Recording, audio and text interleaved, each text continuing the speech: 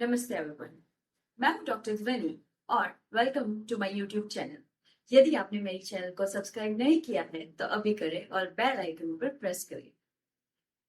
तो आज हम बात करेंगे एक वैश्विक समस्या जो है हेयर फॉल। पूरे देश में हर कोई इससे परेशान है क्योंकि अभी जैसी हमारी लाइफस्टाइल है, डाइट है, हेयर फॉल होना बहुत कॉमन हो गया है। तो आज के वीडियो में हम देखेंगे हेयर फॉल की क्या क्या रीजंस है, हेयर फॉल को हम कैसे मैनेज कर सकते हैं और लाइफस्टाइल में हम क्या चेंजेस कर सकते हैं जिससे हमारे हेयर फॉल कम हो। और साथ ही हम हमारी प्रकृति के अनुसार हमारे हेयर केयर की भी बात करेंगे।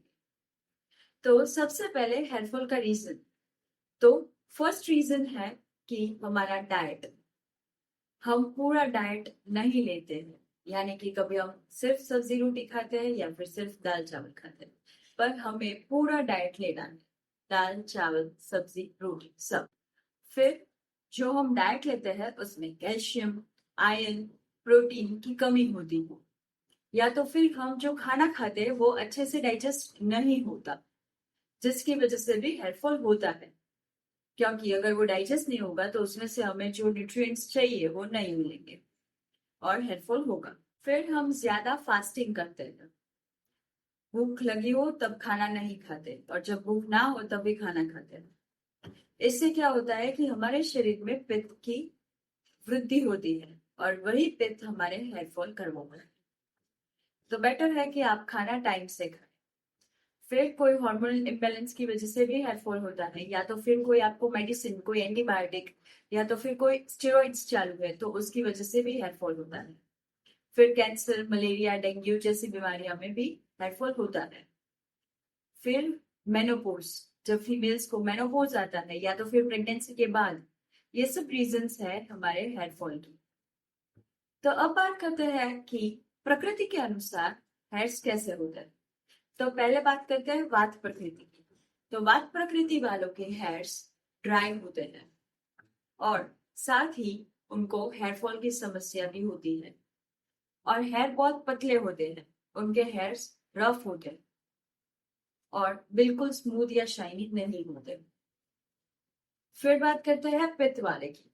पित्त वालों के हेयर्स स्मूथ शाइनी तो होते हैं, पर उनको ग्रे हेयर्स बहुत जल्दी आ जाते हैं क्योंकि उनके शरीर में पित्त ज्यादा होता है और पित्त अपने बाल को पका के ग्रे कर देगा। छोटी उम्र में ही उनके हेयर्स ग्रे हो जाते हैं और उनके हेयर का कलर थोड़ा रेडिश ब्राउन होता है। अब बात करते हैं कफ वाले की। कफ वालों के hairs black, smooth, long, shiny तो होते हैं, पर साथ ही उनके ऑयली हेयर हो जाते हैं। हर 2 दिन में उनके हेयर्स ऑयली हो जाते हैं और उनको कभी कभार डैंड्रफ की समस्या ज्यादा रहती है। डैंड्रफ, सोरियासिस, वो सब समस्या ज्यादा रहती है क्योंकि उनका स्काल्प ऑयली रहता है इसलिए। तो अब बात करते हैं हम कि हमें क्या क्या केयर करनी चाहिए। सबसे पहले हम हेयर केयर की बात करें तो हेयर केयर में हमें हेयर ऑयलिंग की बात करते हैं। जब हम स्कूल में थे ना, तब हमारे हेयर सबसे अच्छे थे। क्यों? क्योंकि मम्मी हमेशा संडे को सुबह हेयर वॉश करती थी और शाम को हेयर ऑयल कर देती थी। अभी क्या होता है, हम आज वॉश करते हैं, फिर 3-4 दिन हम घूमेंगे सब काम निपटा के, फिर चौथे दिन जब वॉश करना होता है उसके एक दिन पहले या तो फिर उसके 1 घंटे पहले हम उसको हेयर ऑयलिंग करते हैं, जिसका कोई मतलब ही नहीं है। वो हेयर ऑयल ना तो आपके रूट्स में जाएगा ना कुछ करेगा, क्योंकि जब हम हेयर वॉश करते हैं तब हमारे जो हेयर फॉलिकल के रूट्स होते हैं वो ओपन होते हैं। अगर हम तब ऑयलिंग करेंगे तो वो रूट्स में जाएगा, बट हम ऑयल करते हैं वॉश करने के पहले। जब पूरा डर्ट और सब हमारे स्कैल्प में होता है तब हम हेयर ऑयल करके वो डर्ट और उसको हम अंदर पेनिट्रेट करते हैं। तो बेटर है कि आप जब हेयर वॉश करें उसी दिन हेयर ऑयलिंग कर लें।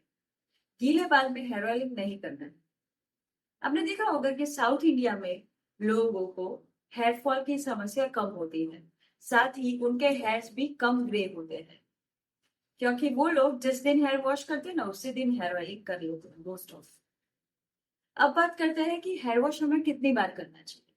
यदि आपका स्कैल्प ऑयली है तो आपको मिनिमम हफ्ते में 3 बार वॉश करना चाहिए। मिनिमम 2 से 3 बार आपको हेयर वॉश करना ही चाहिए, जिससे आपका स्कैल्प क्लीन रहे। यदि ड्राई है तो आपको 1 से 2 बार चलेगा भी।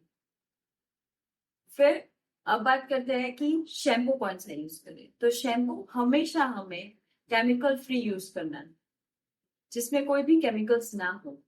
बिकॉज हमारे जो बुजुर्ग है वो लोग अरीठा, आंवला, शिकाकाई उससे हेयर वॉश करते थे। उनको कभी हेयर फॉल नहीं हुआ है, पर हमें होता है क्योंकि हम बहुत अच्छे अच्छे शैम्पूज यूज करते हैं। अब बात करते हैं कि हमें हेयर केयर में और क्या ध्यान रखना है। तो हमें हो सके उतना ब्लो ड्राइंग नहीं करना है। जब हेयर्स धोए हो तो उसको नेचुरली ड्राई होने देना है। यदि मानसून जैसी सीजन है तो कोल्ड ड्राई से आप हेयर ड्राई करें, हॉट नहीं। फिर सैलून्स में स्ट्रेटनिंग या तो फिर कर्ल्स, वो सब अवॉइड करें। अब बात करते हैं कि हेयर फॉल की एक मेरे पास ऐसी रेमेडी है जिससे आपका हेयर फॉल एक वीक में 80 to 90% कम हो जाएगा। यस, आपने सही सुना। वो है अगस्त्य आयुर्वेदा का स्काल्प टॉनिक, जो आपके हेयर फॉल को बिल्कुल ही रिड्यूस कर देगा। साथ ही डैंड्रफ जैसी समस्या यदि आपके स्काल्प में है तो उसको भी वो क्योर करेगा और आपके स्काल्प को क्लीन एंड ड्राई रखेगा। उसको कहाँ से परचेस करना है, मेरा ईमेल आईडी मैंने डिस्क्रिप्शन में दिया। उस पर आप मेल करके मुझे अपना ऑर्डर या अपनी कंप्लेंट्स जो भी है वो कह सकते हैं, and I definitely provide you and guarantee कि ये आपका हेयर फॉल एक वीक के अंदर रिड्यूस कर देगी। अब बात करते हैं डाइट की। तो डाइट में आपको हेल्दी खाना खाना है, और जैसे मैंने पहले ही कहा कि सब खाने में लेना है, दाल, शाक, रोटी, सब्जी, कुछ भी अवॉइड नहीं करना है, और जंक फूड अवॉइड करना है। और अब बात करते हैं स्ट्रेस। स्ट्रेस से भी हेयर फॉल होता है, तो हो सके उतना स्ट्रेस को मैनेज करें। और आयुर्वेदा में नश्य शिरोधारा जैसी रेमेडीज है जिससे आप हेयर फॉल क्योर कर सकते हैं। साथ ही कई मेडिसिन भी है जिसको आपको डॉक्टर को कंसल्ट करने के बाद यूज करना है, जैसे कि जटामाशी, भृंगराज, आंवला, शिकाकाई। वो सब आपको डॉक्टर को पूछने के बाद कंसल्ट करके लेना है। आशा है कि ये मेरा वीडियो आपको हेल्पफुल रहा हो और हेयर फॉल जैसी समस्या को आप बाय बाय करें। Thank you everyone.